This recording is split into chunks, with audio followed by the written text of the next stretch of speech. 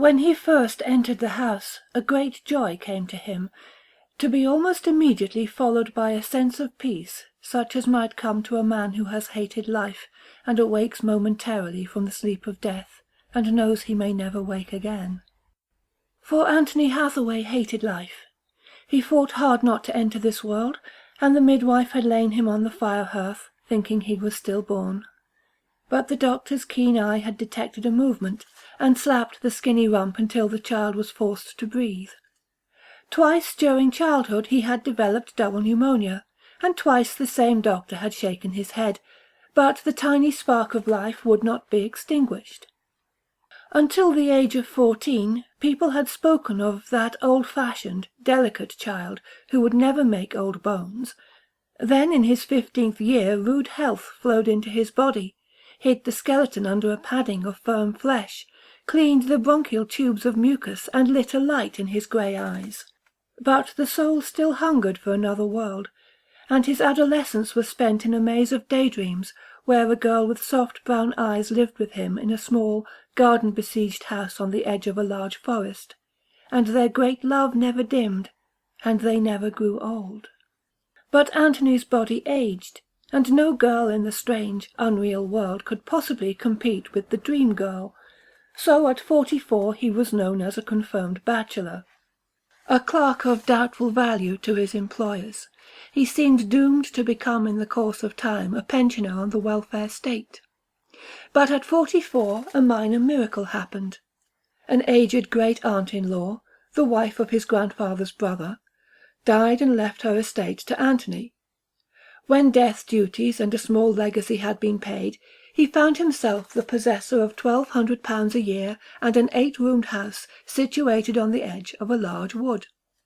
The garden was there, sadly neglected, for the old lady had lived alone, attended by a woman only slightly younger than herself, who had promptly departed when learning that a man was about to take up residence, her future secure with the £500 a year her late employer had left her. So one summer morning Anthony moved in, and great was his joy when he realized the extent of his solitude. There was not another house within sight, only the murmuring trees in the rear, and rolling hills to the fore. The road leading to his front gate was little more than a footpath that the travelling grocer found unkind to his van tires. This vendor was part of the miracle, for he sold not only groceries, but vegetables, fruit, firelighters, cigarettes, paraffin, milk, and toilet requisites. Anthony found he need never leave his little estate, and if he did not feel like meeting the man, all he had to do was put a note on the front doorstep with some money. Money was sent on receipt of his cheque by the bank in a registered envelope. This meant, of course, he had to meet the postman, but it was only once a month, a simple matter of signing his name and saying thank you. He had no way of finding out how old the house was. The small, neatly placed bricks and large oblong windows suggested a Georgian period, but that was pure guesswork. The old lady must have been house-proud, for he found every room spotlessly clean. The heavy dining-room furniture looked as if it had been subjected to years of beeswax and elbow-grease.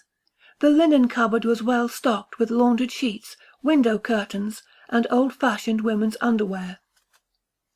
Anthony's love for the house demanded that he perform the same faithful service, so his day was a full one, polishing, washing clothes in the outdoor laundry-house with its giant brick-encased copper, spending back-breaking hours in the garden, which slowly rewarded him by revealing traces of its former glory. The travelling salesman took his order for tins of paint, and presently the window-frames, doors and guttering shone with a rich deep green, and the house began to display a relationship to the nearby woods. The gleaming windows with their crisp lace curtains reflected the ever-stirring trees. As Anthony worked in the garden, he knew the windows were watching him, and he was glad, for the surveillance was one of love, even as a mother might watch her child at play, and sometimes when he straightened up to ease his back, he smiled at the house, reassuring it that all was well, and he would soon come in. The summer passed, and autumn found the restoration work finished. The garden was free from weeds. Bulbs had been planted for next year's blooming. The house was repainted inside and out, the ceilings distempered, the walls fresh with new wallpaper, every pattern carefully chosen to blend with the old furniture, and all was ready for her. Anthony knew she would come, the dream girl with the soft features and brown loving eyes, for the setting was as he had always imagined it. The house on the edge of the forest, the surrounding garden, and the great peace. The house expected her too. As the nights began to draw in, and as he polished the brass oil lamps, he could feel the mounting excitement, the same rather fearful expectancy experienced by a mother whose son is bringing a girl home to tea for the first time. When the woods had shed their leaves, and the first winter winds began to whistle through the naked branches, the grandfather clock in the small hall seemed to tick a little louder, and the hours grew longer. Anthony walked from room to room, putting a book straight, moving an ornament on a mantelpiece, but all the while looking for something he knew he must find. He opened the old lady's writing desk and reverently took out the letters and receipted bills that were stacked neatly in various pigeonholes, and for the first time began to wonder what kind of person she had been. He could not remember having ever met her, though possibly she was one of that army of relatives that visited and departed during his childhood years. She was only a relation by marriage, and even then well removed, the wife of his great-uncle. Why had she willed the estate to him? Her correspondence told him little, mostly business letters from her bankers, solicitors, and stockbroker. But he found no private letters. She seemed to have outlived her generation and died a relic of yesterday. Anthony opened the cupboards beneath the desk and found what he had been looking for. The cupboards held 6 large leather-bound ledgers, and when he opened one he saw his great-aunt had used them as diaries. Each volume roughly covered a period of 12 years, although he found she had not recorded her life day by day. In the final book, begun in 1950, entire months had elapsed without a single entry. He turned to the final pages, and with difficulty translated the crabbed, wavy handwriting. March 10th, 1965. I am 94 today. It seems impossible that I have reached this dreadful old age, lived to suffer this unspeakable boredom, or be filled with an insatiable curiosity of what lies beyond death. Sometimes I think there is nothing. I shall go to bed one night. My consciousness will be smothered by sleep, as it has been these 30,000 nights, the difference being I shall wake no more. On other occasions I try to believe I have an immortal soul, but I am weary of these thoughts. I am so tired. Then a week later, March 17th, 1965. I have been looking through the old album. It was like looking down a tunnel into the past. As I turned back the pages I grew younger. First those pictures taken in Axminster 20 years ago. I was old then, but the ghost of the real me peeped out from the eyes. Then the one of Alan and me on our silver wedding. Then those daguerreotypes taken back in the late 70s and early 80s. What a silly little thing I was, so full of dreams. I wonder what Anthony is like now. Anthony started violently and looked up. The brass oil lamp bathed the room in a soft yellow light, but all was peaceful. He lowered his head and read on. He must be a man well past 40 now, for I have not seen him for over 20 years. I remember the last time as though it were yesterday. I had paid Margaret a visit, and she mentioned he was expected home on leave that very afternoon. I could not stay and meet him. I would have made such a fool of myself, for my thoughts were those of a mad woman. Perhaps he will read these diaries when I am gone, but it will not matter then. I made an excuse and left the house, but waited round the corner for hours. I was rewarded. He looked so young and handsome in his uniform, rather like Alan must have looked at his age, which is not surprising as they share the same blood. Anthony slammed the book closed and began to hunt for the album. He found it in a chest of drawers in the old lady's bedroom, and clutching his prize hurried down to the living-room. Taking a deep breath, he followed her procedure and opened the album at the last page. It was empty, so he turned back a leaf, then another. The studio portrait showed an old lady, well preserved, with soft, wavy white hair, a heart-shaped, lined face, and a pair of young dark eyes. His pulse began to beat faster as he turned the pages back. The pretty, middle-aged woman, the smiling matron, the radiant bride, and last of all, portrayed in a slightly faded daguerreotype, her. There were 6 pictures of the young girl, 6 portraits of the dream, the face formed by his imagination almost 30 years ago smiled up at him from photographs taken 75 years ago. He bent down and took the first volume from the desk cupboard and reverently turned back the age-wrinkled leather cover.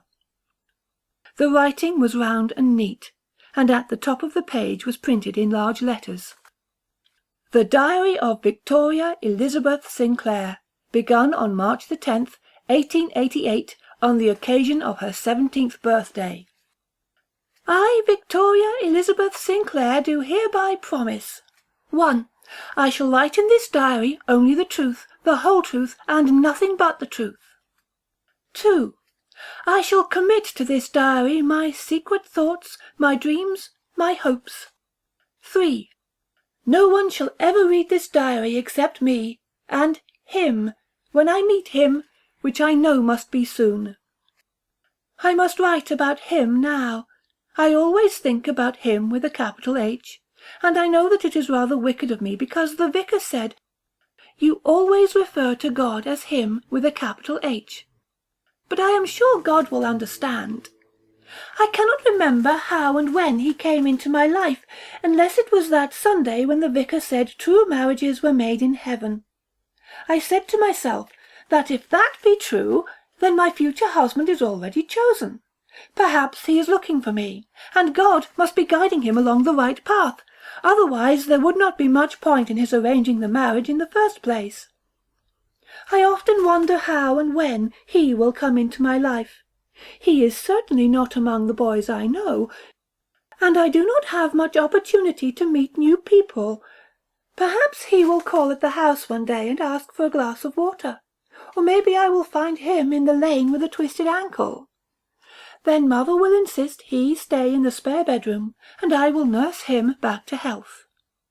I know we will be married in the village church, and the choir will sing, "As pants the heart for cooling streams." I believe that is the first line. At any rate, I can hum the tune. I began to wonder what he looked like, tall, dark, and... No, that is silly. I know what he looks like. He has walked beside me this last year, and talks about our wonderful life together.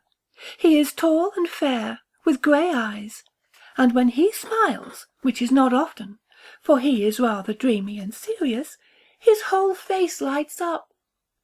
His voice is deep and rather husky. I wish he would come soon. Would it not be dreadful if he came too late, and I was married to someone else? I pray to God every night not to let him lose his way. I am going into Axminster today, shopping with Mamma. Anthony turned over the page, his eyes alert for another reference to the dream man. Sometimes whole weeks went by without a single entry. May 30th, 1890. He still has not come, but he is by now so real to me it is almost as though he had. Mamma and Papa tell me I mope too much, and I must make up my mind about Mr. Hathaway. He does look a bit like him, but he is much older, almost 30. Then, a few days later, in large printed letters, June 3rd, 1890. I had an awful thought today. Suppose God, please forgive me, has made a mistake, and him has not been born yet. Anthony's forehead was damp with perspiration as he turned the pages over. Then he found the entry he dreaded. August 2, 1893. I have at last accepted Mr. Hathaway's proposal, and we are to be married in the new year. I cannot wait any longer, and in any case I am too old for such childhood dreams. But although I have said good-bye to him, he will not go away, but looks at me with his sad grey eyes. But what can I do? I cannot wait any longer. God, help me to forget. Let me grow up. It took Anthony 2 weeks to read the diaries right through. Alan Hathaway seemed to have been a good man, and she loved him as much as it was possible for her to do so. But her dream world spoilt their life together. March 10th, 1911. Today I am 40 years of age. The years have sped by and I am now a middle-aged woman, but heaven help me, I am still a child. I have learnt to keep him under control, and sometimes whole months go by without what I hoped would be, disturbing my peace of mind. But when I relax, I can see him quite plainly. He is still young, like the son I have longed for and never had. Alan Hathaway died in 1919, and the widow continued to live in the house in which she had been born. And as the years went by, the diaries recorded the loneliness and the deepening obsession. July 5th, 1930. I am writing this by the living-room window, and I can see him working in the garden. He has taken off his jacket, and his strong young arms are tanned by the sun. I am so happy. It is wonderful to have him to care for me now. I am approaching the winter of my life. He has straightened up and is smiling. He knows I am watching. Later came a period when Victoria seemed to have realized her danger and made an effort to go out into the world. There were references to committees and war work in a canteen. The first entry for the year 1940 was written in large, untidy writing, so unlike the normally neat script. February 5th, 1940. Merciful God, I have seen him, but not as a dream, but in the flesh. My nephew's widow asked me to help out at a social given by the Servicemen's Aid Association. Her son was with her, and it was him. Luckily she had, if I might be forgiven for using such an expression, to go to the emergency station to render first aid to some air raid casualties, so I was not introduced to him. I could not have said a word. One cannot speak to one's lifelong dream, not an old woman who thought she had successfully left her dreams behind. I tried to believe it was only an unlucky resemblance, but the voice was his that asked for a cup of tea and 2 cakes. Can you imagine anything more incongruous? When he smiled his thanks to the woman who served him, his entire face lit up, and I went into the ladies' room and cried. Can it be that, as I feared, him was born 50 years too late? When I saw my face in the mirror, it was that of a woman nearing 70. But the girl behind the eyes was only 17. I must not go to London again. For weeks after he had read the diaries, Anthony sat by the window, or crept soft-footed through the empty rooms and waited. He loved to run his hand over the old furniture, knowing that it had been old when she was young, that her soft hand had touched it many times, and often he sat in the tiny room where she had dreamt her youthful dreams, 50 years before he had formed his own, and called her name softly, secure in the knowledge she would, in the fullness of time, come to him. The travelling grocer now gave him a strange look when he made his weekly visits, for he was beginning to miss his meals, afraid that she might come when he was occupied in the kitchen, and his face was growing pale and thin. His grey eyes seemed larger and deep sunk in their sockets.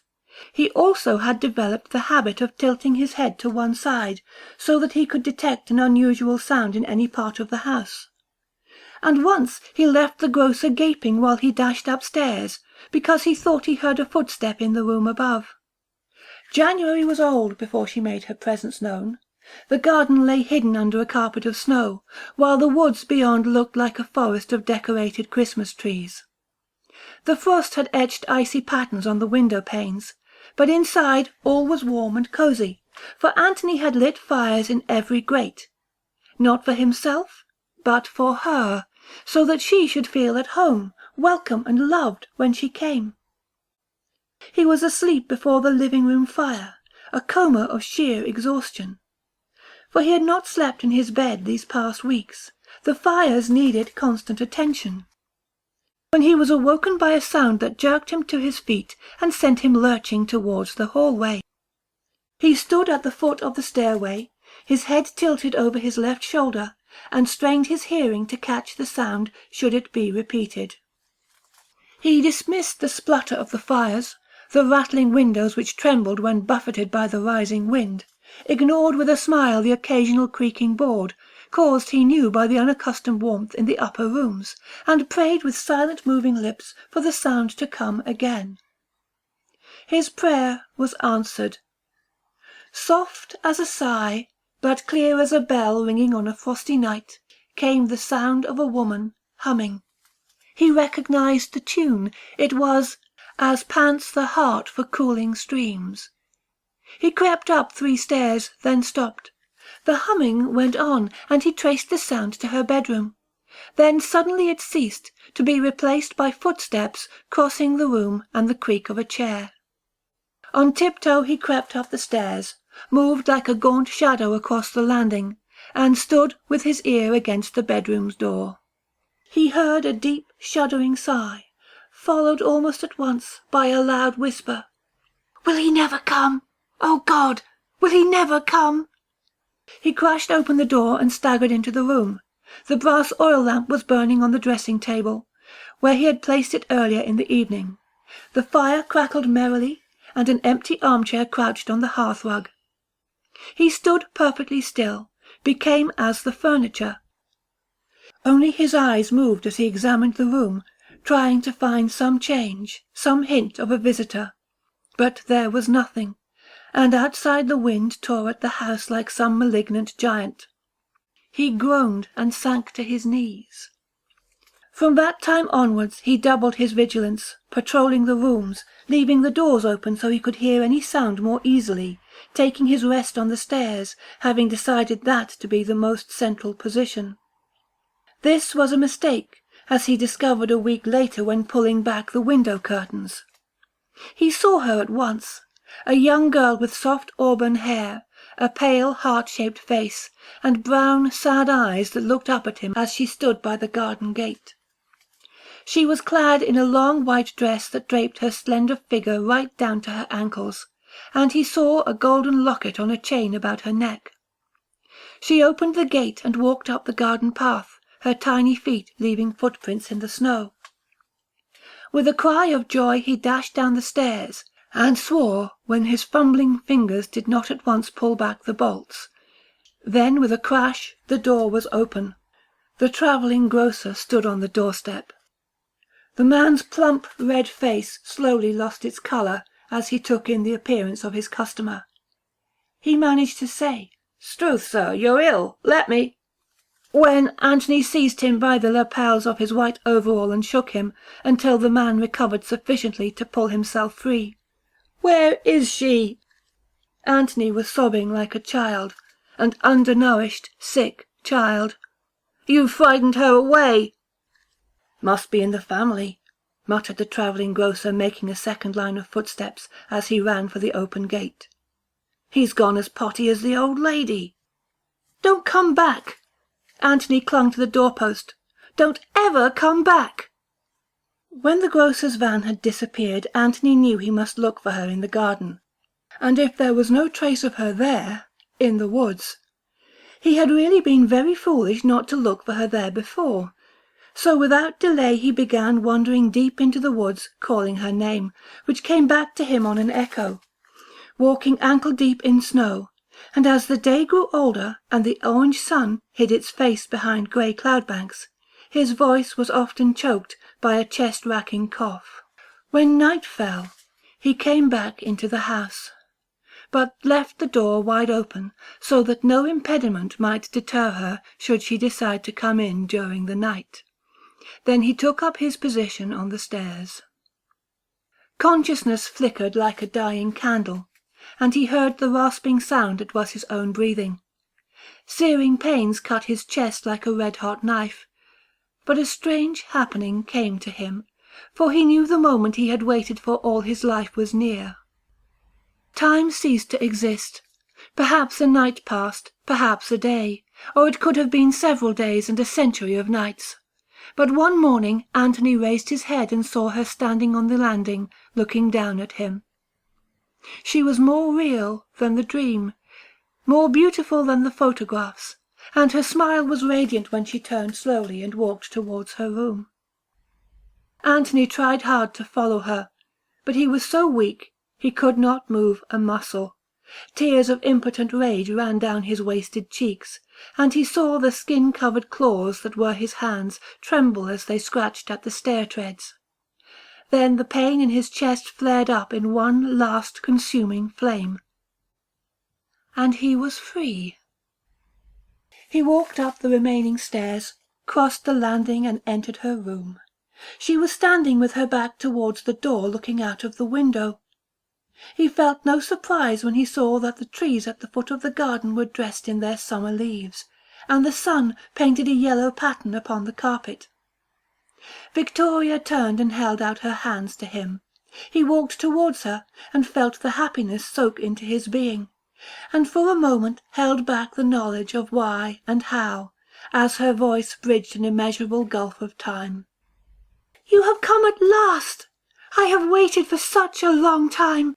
For such a long time!"